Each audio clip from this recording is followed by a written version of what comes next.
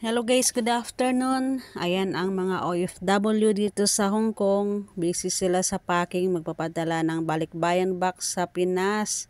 Malapit na kasi ang Pasko.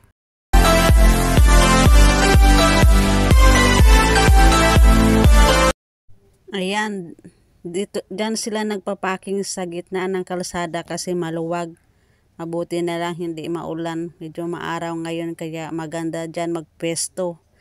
Ganyan dito sa Hong Kong pag Sunday ang daming nagpapaking lalo na pag Pasko, grabe. Kasi yung iba bawal man sa bahay magpaking, yung amo ayaw talaga magpaking sa bahay kaya kailangan mong dalhin dito ang mga laman ng box. Ang bigat man yan, kahirap man ang dalhin tapos pag nagpaking kapagod kaya mahirap talaga magpaking, mahal pa yung bayad, kailangan 1 month before makarating na yan sa kanilang mga bahay sa Pilipinas kasi minsan pag mga season, Christmas, medyo matagal yung checking sa custom kaya ayan, crowded talaga dito sa worldwide.